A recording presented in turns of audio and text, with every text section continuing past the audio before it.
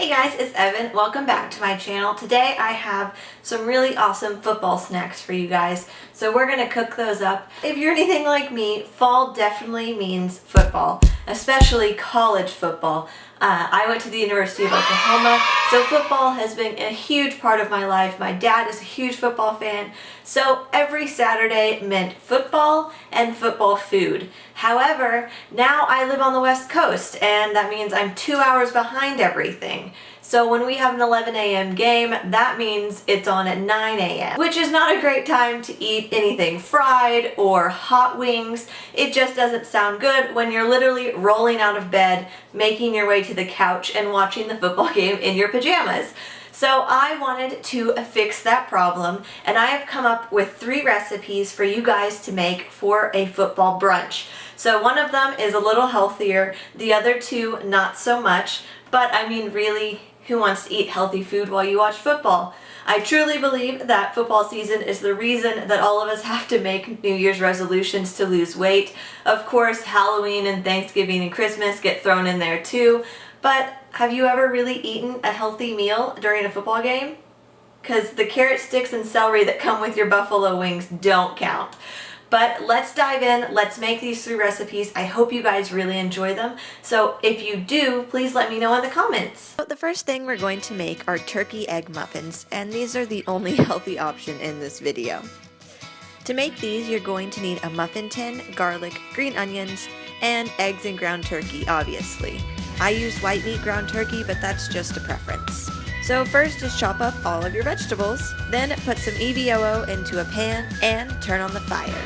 Throw your ground turkey into the pan and sprinkle in the garlic. You'll want to use a spatula to chop up the turkey so that it crumbles. And then I added some cracked black pepper and a little garlic salt, and then a little crushed red pepper. Now that the meat is cooked, sprinkle in your green onion to wilt. Then remove it from the heat. Now preheat the oven to 350 Fahrenheit. The cool thing about this recipe is that it's easy to do serving sizes. Basically 1 egg equals 1 muffin, so I'm only going to make 6. Now just crack your eggs into a bowl and whisk.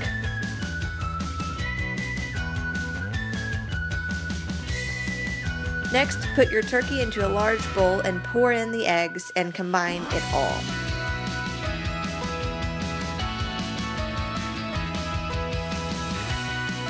Don't forget to spray your muffin tin. This will get very messy if you don't. Finally, use a 1/4 cup measuring cup to fill the muffin tin and try to make them as even as possible.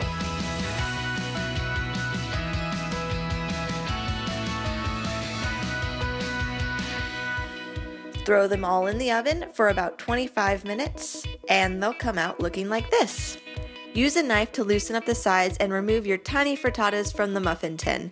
This actually really helps. Now for the topping. While they're still hot, sprinkle on some cheese so that it melts. Or you can do my favorite version and add some sriracha football laces to the top. And there you have it. Enjoy! Now we're going to make some cinnamon footballs with cream cheese icing. And the best part is that these all start with a can of Pillsbury crescent rolls. In addition, you'll need brown sugar, 2 sticks of butter, regular sugar, cinnamon and flour, and some powdered sugar. First, we're going to make the cinnamon filling.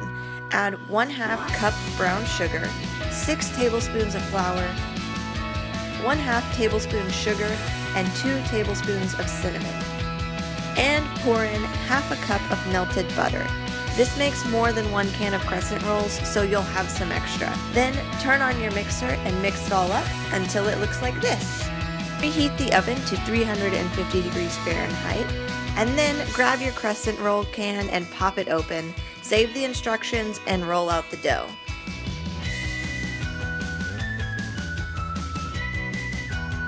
Next, you'll put a small pile of the cinnamon mixture at the fat end. I know it doesn't look appetizing, but I promise it is. And then you'll just roll it up like a crescent roll and pinch the ends to keep the filling from falling out.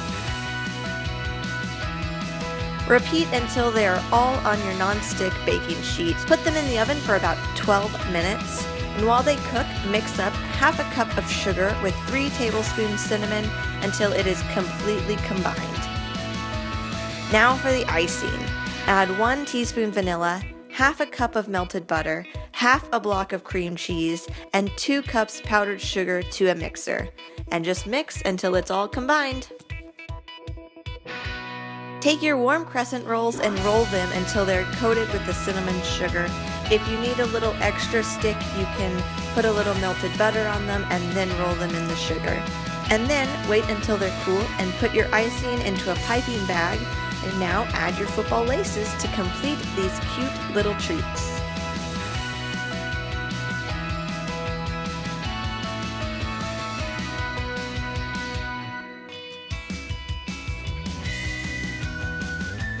So I am from Texas, home of the honey butter chicken biscuit and Whataburger, and I wanted to include buffalo chicken somehow into these recipes, so behold the buffalo chicken biscuit.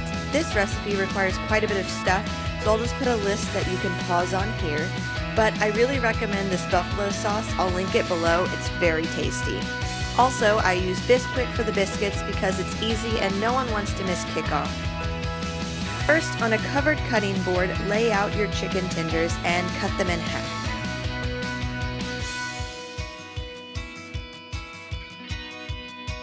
Then put them in a bowl with a little vegetable oil, a pinch of salt and pepper, and a tiny splash of your buffalo sauce. Then mix it all up, cover it, and set it aside to marinate. Then we're just going to follow the instructions on your Bisquick box and mix up your dough. Then put your dough on a well-floured surface and pat it out. You can also use a rolling pin, but I flatten the dough out more than the box tells you to, about 1/4 of an inch instead of 1/2 inch, but just wait and I'll show you why.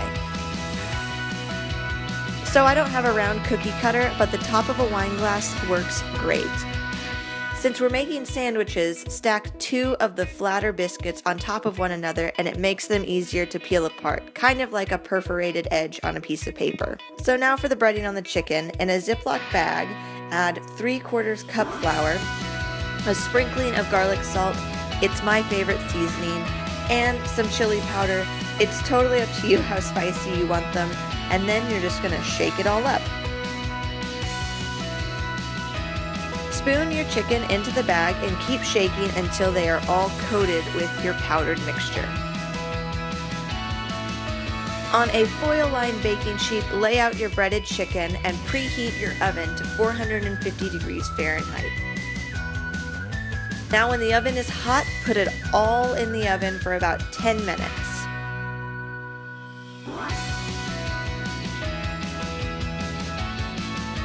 After about 8 minutes, pull out the chicken and coat them in your buffalo sauce.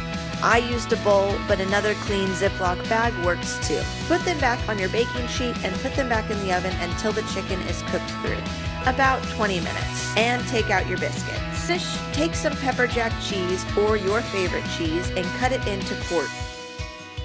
Peel off the top of your biscuit to create 2 halves and add a slice of cheese to each. I didn't put cheese on all of them, but the ones with cheese were a big hit.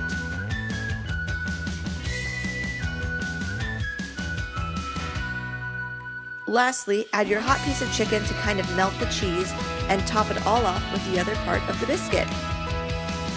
And there you have it. Serve it with ranch or blue cheese dressing, or just enjoy them on their own. So I hope you enjoyed those 3 recipes. I have one more special recipe for you because brunch wouldn't be brunch without a mimosa. Unless you're like Amy Schumer, and then you can just order 2 mimosas with no juice. If you know that movie, give this video a thumbs up because that is one of my favorites right now. So all you need for this recipe is your favorite champagne. And since I am a Sooner and I bleed crimson, we are making cranberry mimosas. Obviously, if your school colors aren't red, you can just do regular orange juice or you can play with some food coloring. So grab these and your champagne flute and let's mix up some mimosas. Thank God for Kate Spade making adorable glassware. So we're going to grab our cranberry juice and just pour some in. Obviously, if you want it to be more alcoholic, you use less. If you want it to be less alcoholic, you use more. Pretty simple. Sorry I spilled. And then grab the champagne and just top it off.